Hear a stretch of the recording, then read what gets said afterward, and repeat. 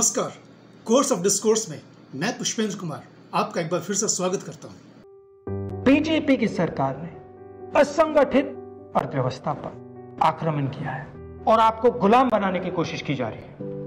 जो small and medium business हैं, छोटे दुकान चलाते हैं, इनफॉर्मल सेक्टर जो था, ये हमारी रीढ़ की हड्डी है। ब्यूरोक्रेट सोचते हैं कि इसका कोई मतलब ही नहीं, वो दूसरे देशों को देखकर अपना प्लान बनाते हैं।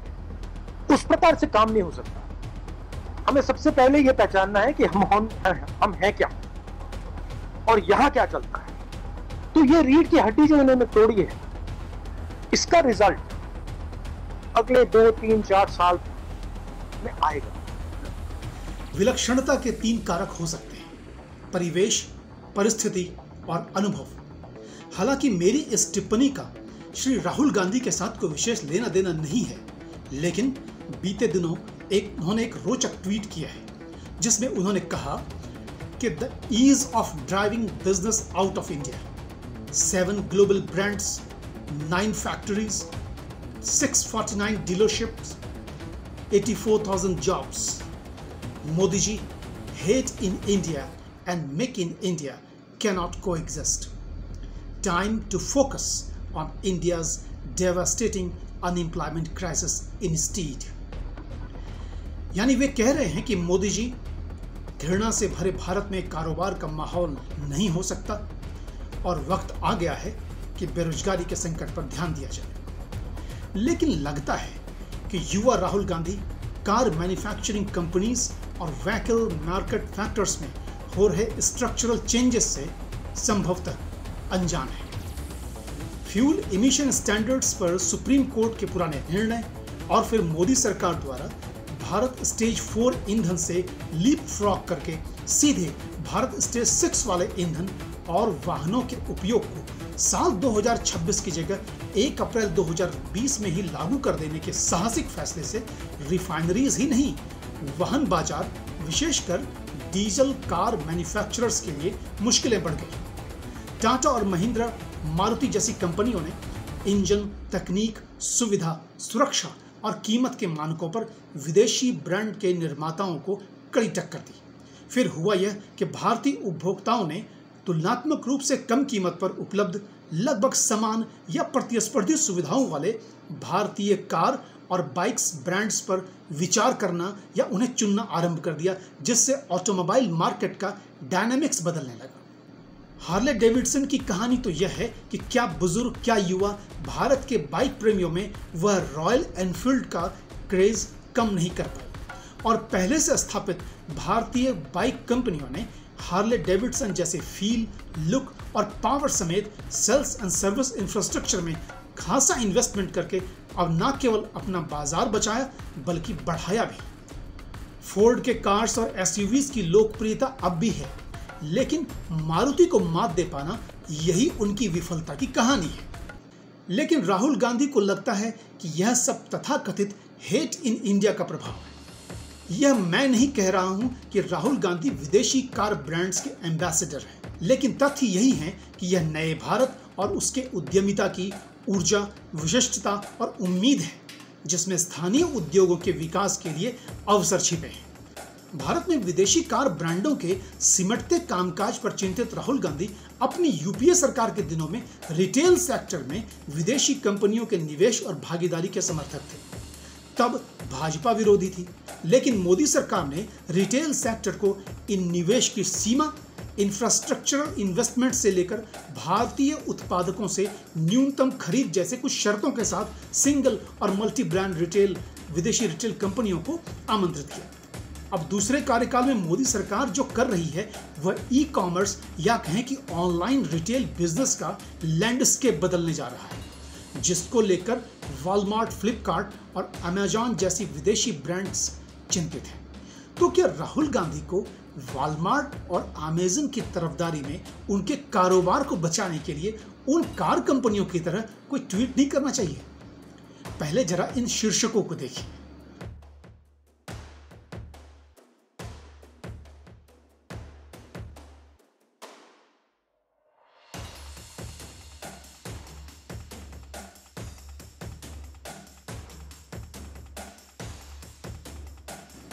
भारत सरकार ने अपने open network for digital commerce ONDC को लॉन्च कर दिया है। कहा जा रहा है कि अमेजन और फ्लिपकार्ट, वॉलमार्ट जैसी कंपनियां इस open network for digital commerce ecosystem के कारण भारत के तेजी से उभर रहे रिटेल ई कॉमर्स बाजार में अपनी हिस्सेदारी का एक तरफा विस्तार नहीं कर सकेंगी।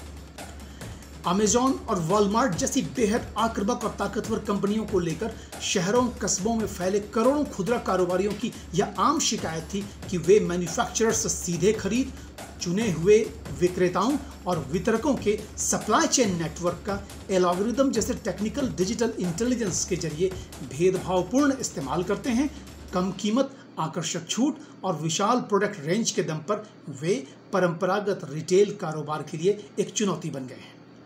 आइए पहले जानते हैं कि भारत में रिटेल कारोबार और ई कॉमर्स की दशाएं क्या हैं। भारत का खुदरा कारोबार वर्ष 2019 में $780 बिलियन से 2026 में $1400 बिलियन और फिर 2030 तक बढ़कर $1800 बिलियन से अधिक हो जाने की संभावना है। रिटेल कारोबार देश के GDP का 10% योगदान करते हैं, जिसमें लगभग 8% रोजगार प्राप्त होता है।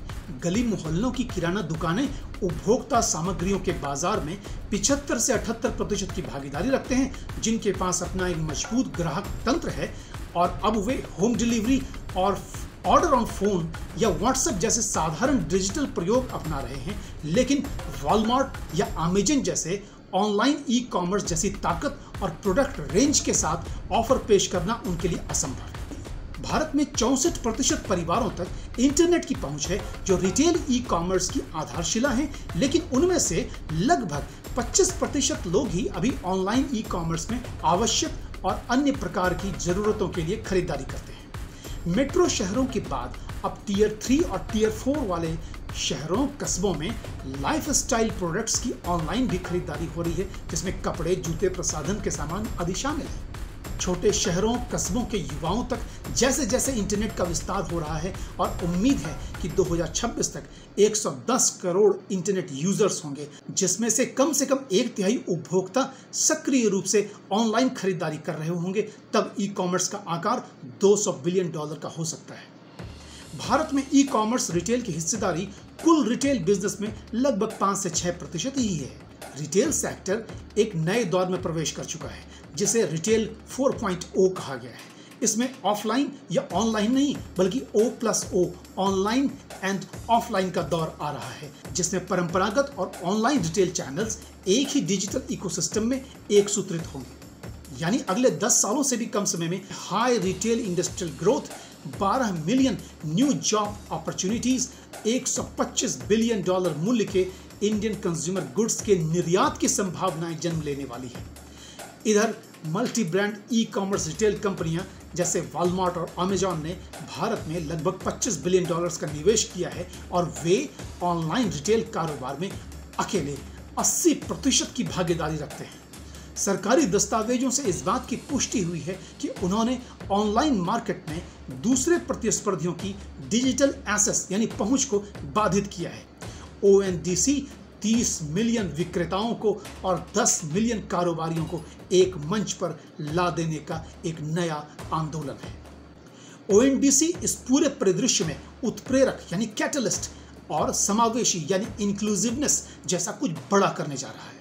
आप इसे डेमोक्रेटाइजेशन ऑफ रिटेल बिजनेस भी कह सकते हैं, यानी खुदरा कारोबार का लोकतांत्रिकरण, जिसमें स्थानीय और अनेक छोटे खुदरा कारोबारियों को भी उसी डिजिटल नेटवर्किंग सिस्टम की ताकत मिल जाएगी जो वॉलमार्ट और अमेजन के पास में है।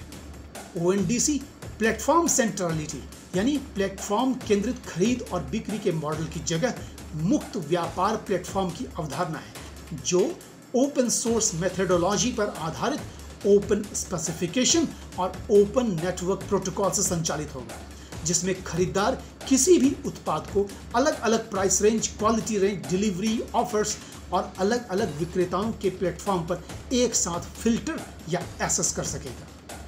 यह उसी UPI के समान एक प्लेटफॉर्म है जिसके जरिए आप गूगल पे प्लेटफॉर्म के से पेटीएम प्लेटफॉर्म पर मनी ट्रांसफर या ट्रांजैक्शन कर पाते हैं, क्योंकि इन सभी ट्रांजैक्शंस का आधार UPI होता है। और सबसे बड़ी बात यह होगी कि ONDC छोटे व मझोले किराना स्टोर्स को डिजिटल मार्केटिंग इकोसिस्टम में पार्टनरशिप ही नहीं देगा, बल्कि फेयर कंपटीशन के लिए लेवल प्लेइंग फील्ड भी बनाएगा, जो देश के अनेक क्षेत्रीय भाषाओं में भी उपलब्ध होगा। दिल्ली, बेंगलुरु, कोयम्बटूर, भोपाल और शिलांग में ONDC पायलट प्रोजेक्ट आरंभ हो चुके हैं।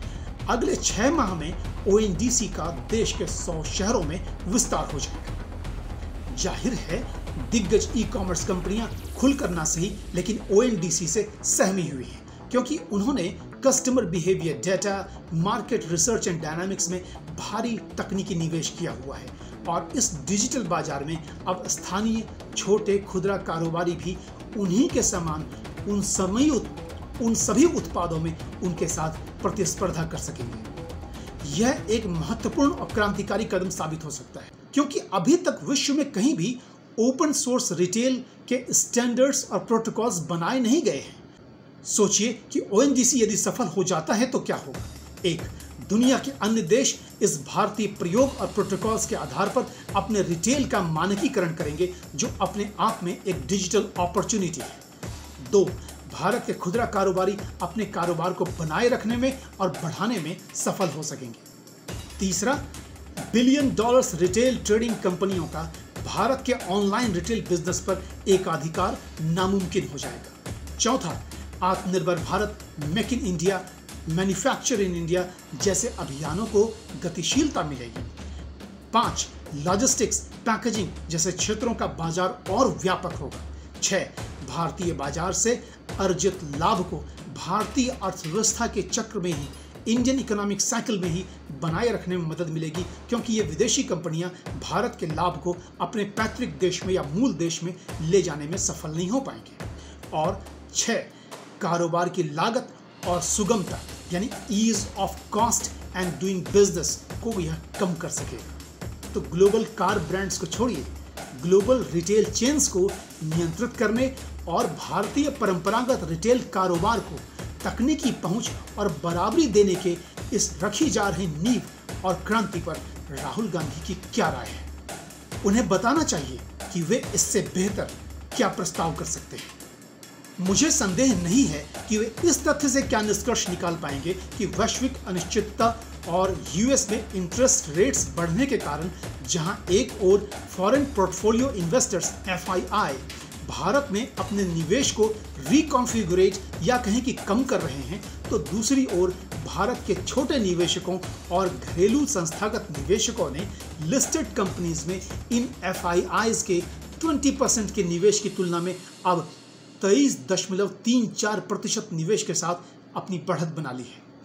यदि राहुल गांधी की भारतीय अर्थव्यवस्था के प्रति चिंता मौलिक है, तो 2-3 प्रश्नों का उत्तर उनसे अपेक्षित है।